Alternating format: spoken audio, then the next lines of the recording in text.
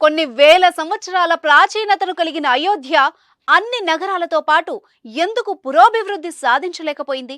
ఎందుకు ఇన్నాళ్లు వివాదాలతో ఘర్షణలతో నలిగిపోయింది? పురాతన ప్రాశస్త్యం కలిగిన ఎన్నో క్షేత్రాలు అభివృద్ధిని సాధించి దివ్య క్షేత్రాలుగా రాణిస్తుంటే అయోధ్యకు ఆ యోగం ఇన్నాళ్లు ఎందుకు కలగలేదు? ఇప్పుడు ఒక్కసారిగా అయోధ్య సుందరీకరణతో ఎందుకు వెలిగిపోతోంది? అది బాలరాముని కొలవడం వల్లనా, లేక మరేమైనా కారణాలున్నాయా? గజం కేవలం 23,000 రూపాయలతో 165 గజాల భూమి కేవలం 38 లక్షలు మాత్రమే. ఇన్నాళ్లు వివక్ష నీలి మేఘాలు కమ్ముకోవడానికి గల కారణాలేంటి? అయోధ్యకు ఏమైనా శాపముందా? ఉంటే ఆ శాపానికి కారణాలేంటి? ఆసక్తిని గొలిపే అయోధ్యపై ప్రత్యేక కథనం.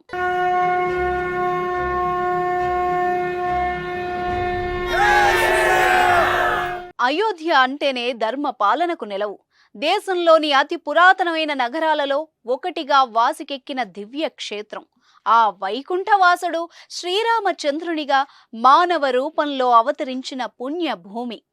ఆ నేల ఆయనదే అనడానికి ఎన్నో వివాదాలు నడిచాయి. న్యాయ మదనం జరిగింది. ఏళ్లకు ఏళ్లు కేసులు నడిచాయి. చివరికి కె పరాశరన్, స్వామి వీరభద్రాచార్య వంటి న్యాయ నిపుణుల వల్ల అది రామజన్మభూమేనంటూ తీర్పు వెలువడింది. కొన్ని వందల సంవత్సరాల పాటు పూర్తి న్యాయ వివాదంలో ఉన్న ఆ నేల ఇప్పుడు సర్వశోభితంగా అలరారుతోంది. సుందరమైన నగరంగా ఆవిర్భవించింది. ఎన్నో సంవత్సరాల పాటు అజ్ఞాతంగా ఉన్న రామచంద్రుడు భవ్యాలయంలో బాలరాముడిగా కొలువుదీరాడు. ప్రపంచం మొత్తం ఇప్పుడు అయోధ్య వైపే చూస్తోంది. ఓ అవతార పురుషుడు ఆవిర్భవించిన నగరానికి ఇన్నాళ్ళు ఏమైంది? ఎందుకు నిరాదరణకు గురైంది? వివాదాలు ఎందుకు చుట్టుముట్టాయి? ఇలా ఎన్నో ప్రశ్నలు ఇప్పుడు ముప్పిరిగుంటున్నాయి. కారణం లేనిదే కార్యోత్పత్తి జరగదు. అయోధ్య ఎందుకు ఇన్నాళ్లు వెలుగులీనకుండా పోయింది? దాని వెనక ఉన్న బలమైన కారణాలు ఏంటి? ఇవే ఇప్పుడు అందరినీ తొలుస్తున్న ప్రశ్నలు. ఓ చిలుక శాపం వల్ల సీతారామచంద్రుల మధ్య వియోగం ఏర్పడిందన్నది పురాణం. మిథిలా నగరంలో ఉన్న సీతమ్మ ఓ రోజు వన విహారానికి వస్తే అక్కడ ఓ చిలుకల జంట మాట్లాడుకోవడం వినిపించింది. రాముల వారితో సీతమ్మ వివాహం జరుగుతుందని ఆ చిలుకలు మాట్లాడుకోవడం విని వాటిల్లో ఓ దానిని తనతో తీసుకుని రాజమందిరానికి వెళ్ళింది. తన చెలిని విడదీసినందుకు మగ చిలుక సీతమ్మ వారిని కూడా భర్తతో వియోగం ఏర్పడుతుందని తీవ్ర శాపం పెట్టింది. ఆ శాపమే సీతారామచంద్రుల వియోగానికి కారణమని పురాణాలు పేర్కొంటున్నాయి.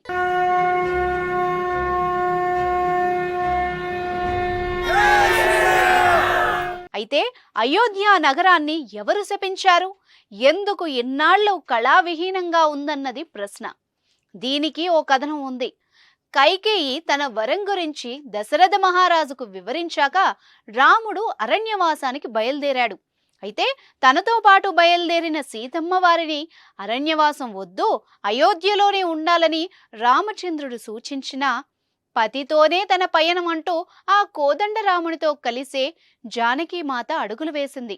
ఎన్నో కష్టాలు చవిచూసింది. రాక్షస వేదనను అనుభవించింది. నిందలు పడింది. రావణ సంహారం అనంతరం అగ్నిప్రవేశం చేసి తన సచ్చీలతను నిరూపించుకుంది. కాని అవమానాలు వీడలేదు.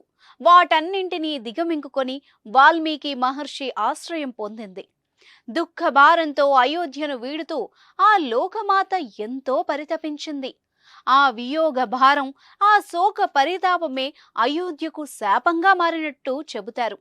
అందుకే ఎన్నో నగరాల మాదిరిగా ఎలాంటి ఎదుగుదల లేకుండా అయోధ్య ఉండిపోయిందని అంటారు. కొన్ని వందల సంవత్సరాల తర్వాత ఆ శాపదోషం తొలగిపోయినట్టు భావిస్తున్నారు. ఆ ప్రభావం వల్లే ఇప్పుడు అయోధ్య సుందరమైన నగరంగా భక్తులను ఆకట్టుకుంటోందని, బాలరాముణ్ణి దర్శించుకునేందుకు భక్తులు తరలి వస్తున్నారని అంటున్నారు. ఇప్పుడు అయోధ్య రూపురేఖలు పూర్తిగా మారిపోయాయి. సర్వాంగ సుందరంగా నగరం రూపుదిద్దుకుంది. ఎక్కడ చూసినా భక్తజనం, ఏ నోట విన్నా రామనామ జపం. ఆ వైభవాన్ని చూసి సరయూ తరంగాలు కూడా పులకించిపోతున్నాయి. శోక తప్త అయిన సీతమ్మ ఉసురు సోకి అయోధ్య నగరం కళావిహీనమైతే ఇప్పుడు శాప విమోచనమైనట్టు అయోధ్య రాజవంశీకుడు బి మోహన్ ప్రతాప్ శర్మ అభిప్రాయపడుతున్నారు. ప్రత్యక్షంగా సీతమ్మ వారు అయోధ్యను శపించకపోయినా ఆమె పడిన మనోవేదన, క్షోభే అయోధ్యకు కీడుగా పరిణమించాయని అంటారు. కొన్ని వందల సంవత్సరాల తర్వాత ఆ కీడు తీరిపోయింది. ఆ శాపం వీడిపోయింది. ఇప్పుడు అయోధ్య సర్వ శుభకరంగా, శుభమయంగా, శోభితంగా కనిపిస్తోంది. త్రేతాయుగంలో ఉన్న సందడి మళ్లీ గోచరమవుతోంది.